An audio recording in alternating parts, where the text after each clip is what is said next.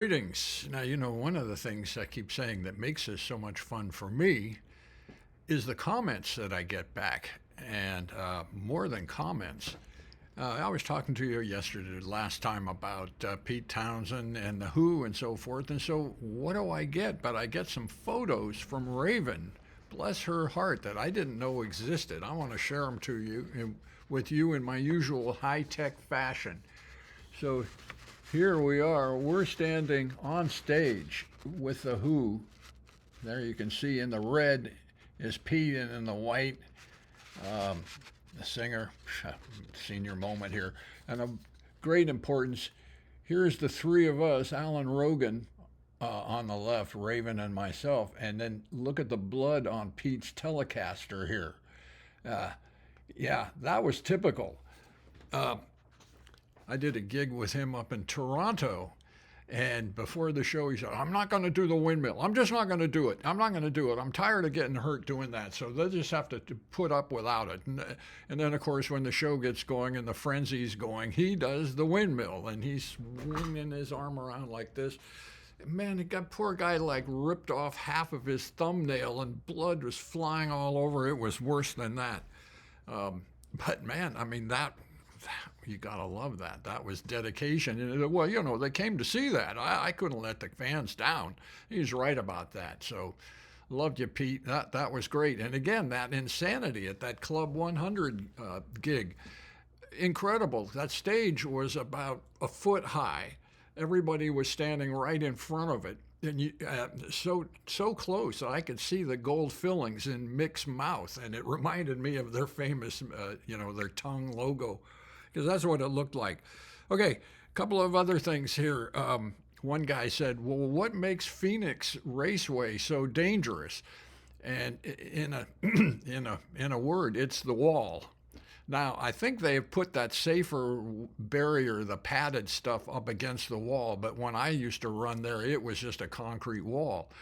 And what worried me all the time, well, of course, was hitting that wall. But to get a good lap time, you had to keep the pedal to the metal all the way around. And it doesn't take a great amount of skill to do that, but in my case, it took more courage than skill, because what I was worried about was oil on the track, because I had seen cars just bang, bang, bang, bang, 5 cars in a row just go into the wall, one into each other, after somebody popped an engine. And the last time I ran at Phoenix, and it said this was the last time I ever will run here, there was a cool father and son team, and again, the son was in his 30s or so. And they said in a very friendly way, "Hey, we're gunning for you. We're going to have some races, because we got a car just like your Brabham." I can't remember if it was a Brabham, probably was, even though they're rare. And then they had a sports racer like the Chevron. Well, so we go out, and the first thing that happens, they're also running full Indy cars at this vintage race. This was just in the fastest group of cars. And somehow they touched wheels, and this guy in his, let's call it a Brabham, I saw it. It happened in front of me. The car went about 5 feet into the air, and luckily it came down on the wheels, smashed everything up, totally freaked out the younger son driving, so he was done.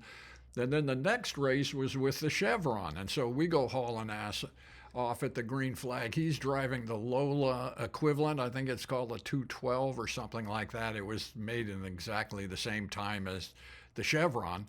In fact, the world, what was it called? The Championship of Makes, the World Championship of Makes, was won by the Chevron B-19 the first year out.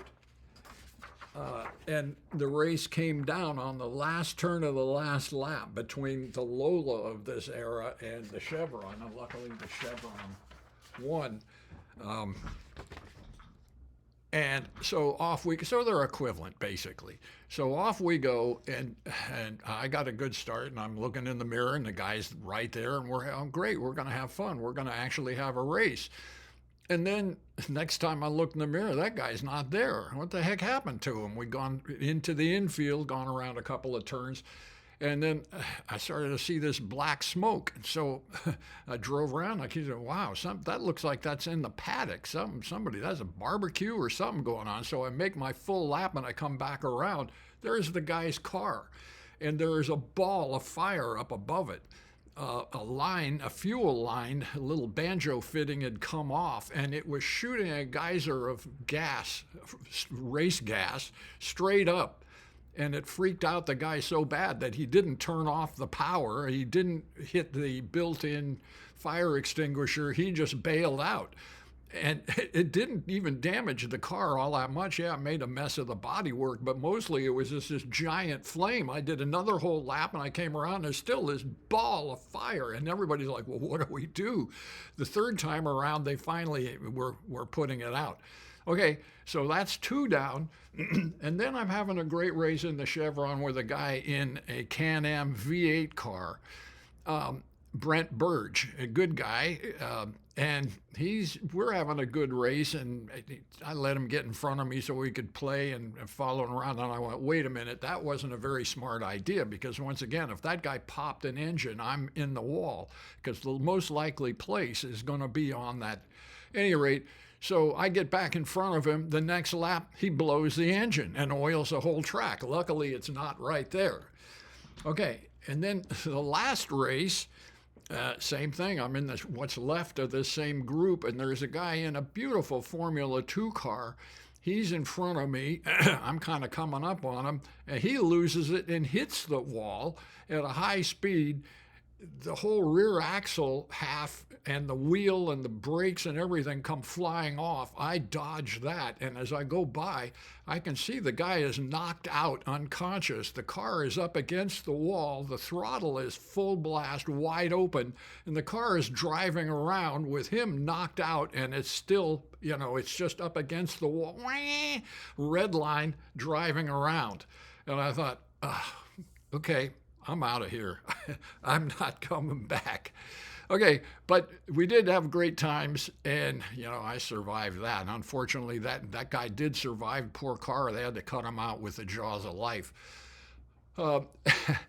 Now, that Chevron, if any of you guys, and I think a lot of you Lisa racers have seen that great movie, Ford versus Ferrari. That is a great movie.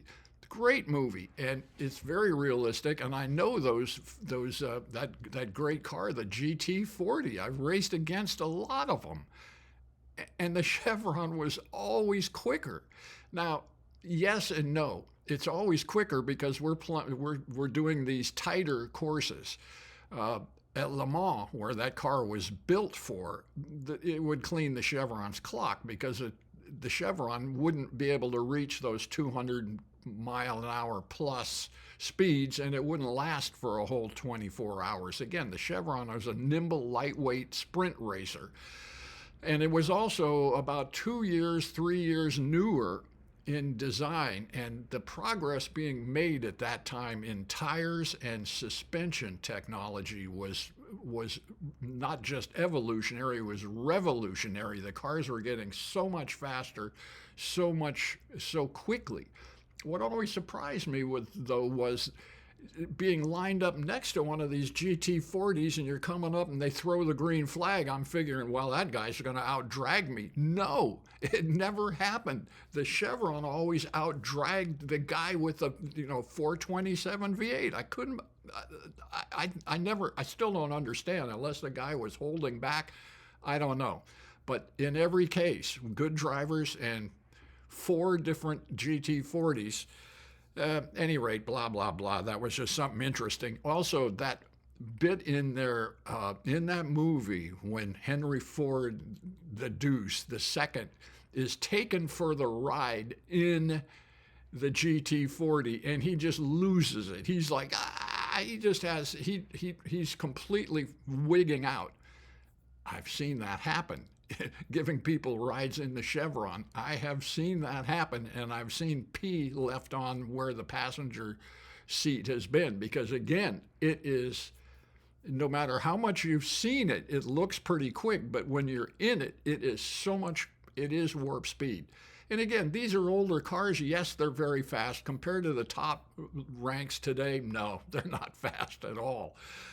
We'll get to the F1 car here sometime, but I don't want to do that. I want to end here with talking about Gil Nickel, because I forgot a couple of the greatest aphorisms. Remember, he was the shit second gear.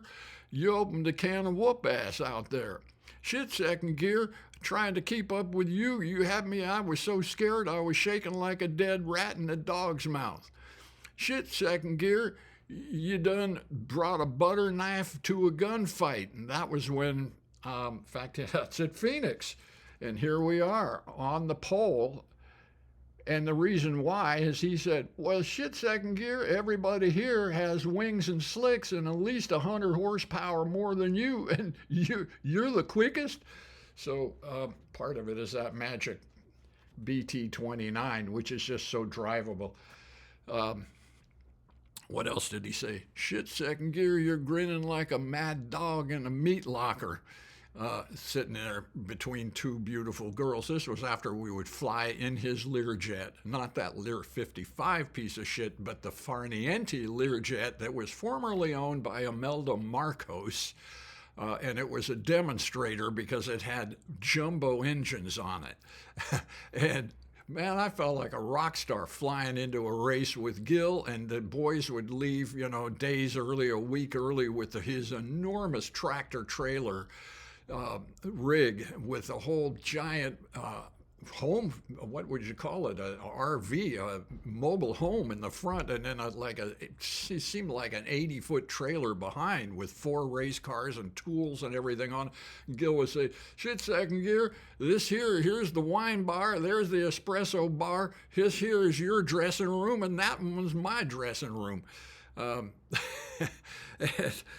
Made me feel pretty good.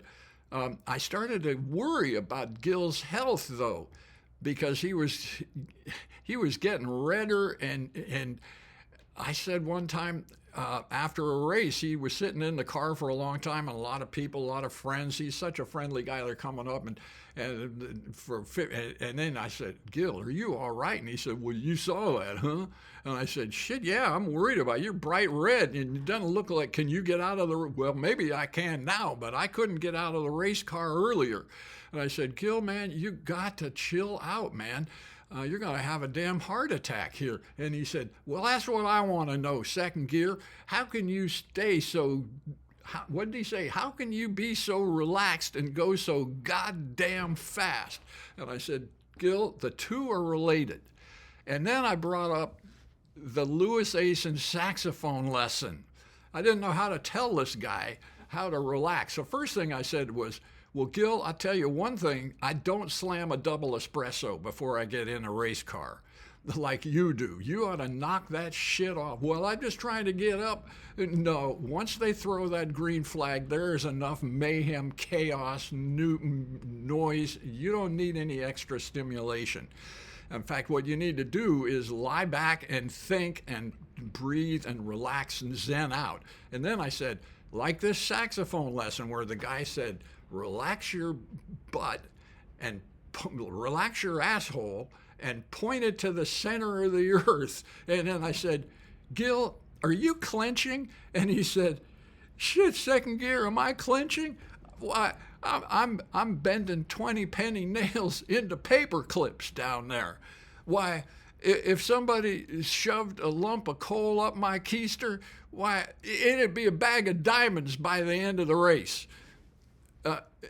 Bag of diamonds. Okay, if you subject coal to 10,000 tons per square inch of pressure for 10,000 years, it'll turn into diamonds. So that's what he was talking about, and in his most charming way. And then he said, later, he said, shit, second gear, that shit you told me, that worked. I shaved off, I've spent as much as $50,000 on a hot shit engine. It's hardly made no difference at all. And what you did, I've just taken your, okay, it worked. Of course, it'll always work. But there's one more story I want to end with that he told me that's absolutely charming and revealing. He said, when I was a kid, I was a brat, shit. I was in trouble all the time. And my mama told me, he said, when Gil, when your daddy gets home and I tell him what you just did, he's going to take you out to the woodshed and he's going to give you one hell of a whooping. And so that was what would happen. Pop would come home, hear what he did, take him out to the woodshed, and he'd say, now, Gil, I'm going to take this big ugly stick here. You're going to be yelling so loud, your mama back there in the house, she is going to be smiling, but she's also going to be maybe crying a little bit. But this is what I'm going to do. I'm going to take this big ugly stick here, and I am going to whoop the shit out of them feed sacks over there. What a guy. Okay, I'm going to leave you with that. Hope you enjoyed it. And again, hey, thanks for the comments. I love them. Take care. Bye.